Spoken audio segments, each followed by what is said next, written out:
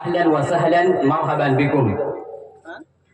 میں عبداللہ غیاث جامعۃ الامام الالبانی کا ایک طالب علم آج کے اس شاندار تقریبی سمپوزیم میں آپ سب کا اس شعر کے ساتھ استقبال کرتا ہوں کہ موج گل موج صبا موج سحر لگتی ہے، موج گل موج صبا موج سحر لگتی ہے، سر سے پا تک وہ سما ہے کہ نظر لگتی ہے، لمحے لمحے میں بسی ہے تیری آمد کی مہک، آج کی صبح تو خوشبو کا سفر لگتی ہے۔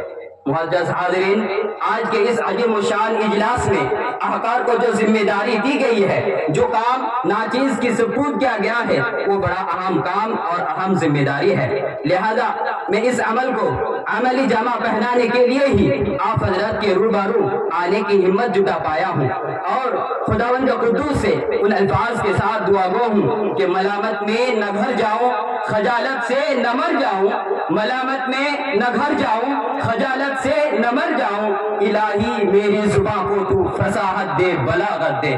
محترم حاضرین، سچ تو یہ ہے کہ ملک کے نامور علماء اکرام جو ہم ذروں کو تاروں کی تنویر دیتے ہیں، صبح و شام امت کے گیسوئے برہم کو سنورنے کا کام کرتے ہیں، ہماری کیا بساط کہ ہم ان کے روبارو ہم کلام ہو، بلکہ میرا خیال ہے کہ اتنی بڑی مجلس میں علماء اکرام کے ہوتے ہوئے ہماری کسی بھی قسم کی گفتگو کا وجہ جواز نہیں بنتا، لیکن عادات تو ڈالنی ہی پڑے گی۔ زمانے کی چیلنجز جس تیزی کے ساتھ آگے بڑھ رہے ہیں اور نئے نئے مسائل جس شد و مد کے ساتھ سامنے آ رہے ہیں، ان کے مقابلہ آرائی کے لیے ہمیں بڑے اسٹیج میں تو قدم رکھنا ہی پڑے گا، کیسے بھی ہو ہمت تو جٹانی ہی پڑے گی تاکہ آگے کی تیاری ہو سکے۔ لہذا میں انتظامیہ جامعۃ الامام الالبانی کا بہت شکر گزار ہوں کہ انہوں نے ہمیں اتنے بڑے پلیٹ فارم سے کچھ بولنے کا موقع فراہم کیا ہے۔ محترم حاضرین، آج کے اس موقع کو غنیمت جان کر ہم نے ایک جماعت تیار کی ہے، جس کے ذریعے ہم نے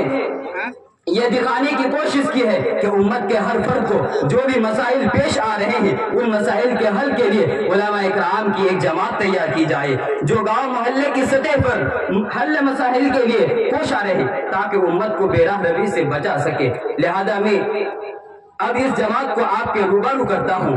میں اپنے اخوان طفیل حق بکر، زبیر بن ولی الاسلام، مجاہد الاسلام محمد نور، عزیز الحق جمیل الدین، صادق الاسلام سجاد علی، مزمل الحق رضا اللہ انصاری سے مخاطب ہوں کہ آپ سب تشریف لائیں۔ کتنا بجے آپ آئیں گے؟ اچھا 2 منٹ رہیے، میں دیکھ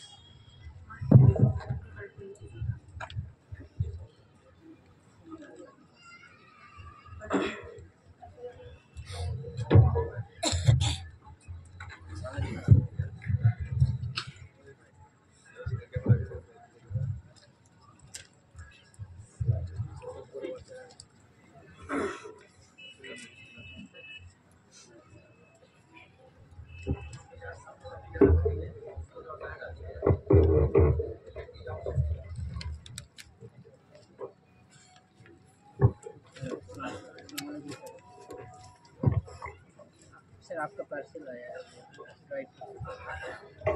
اس کو میں ہی او ٹی پی مانگے گا، میں او ٹی پی دے دوں گا، ٹھیک ہے؟ فلپکارٹ والا نہیں آتا۔ محترم حاضرین، اس منتخب جماعت کی صدارت کے لیے ہم نے جس شخصیت کا انتخاب کیا ہے وہ ہے برادر زبیر بن ولی الاسلام، جو جامعۃ الامام الالبانی میں فضیلت اول کے طالب علم ہے۔ میں ان سے اجازت چاہتا ہوں تاکہ پروگرام کو شروع کیا جا سکے۔ محترم حاضرین، آج میرے پاس کچھ سوالات آئے ہوئے ہیں جن کے ذریعے لوگوں نے اپنی دینی مسائل ہم سے دریافت کیے ہیں، لیکن ہمارے پاس وقت کی بے حد کمی ہے، پھر بھی ہماری کوشش ہوگی کہ زیادہ سے زیادہ سوالات کو لے سکیں۔ پہلا سوال ہمارے افتتاح پینل کے سامنے کچھ اس طرح ہے۔ سائل کہتے ہیں کہ شرک کیا ہے؟ شرک اصغر و اکبر میں کیا فرق ہے؟ کفر اور شرک میں کیا فرق ہے؟ میں سوال کو پھر دہراتا ہوں، شرک کیا ہے؟ شرک اصغر و اکبر میں کیا فرق ہے؟ کفر اور شرک میں کیا فرق ہے؟ میں اس سوال کے جواب کے لیے مناسب سمجھتا ہوں مزمل الحق رضا اللہ انصاری۔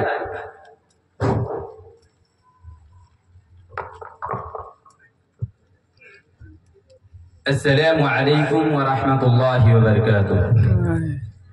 بسم اللہ والصلاة والسلام علی رسول اللہ.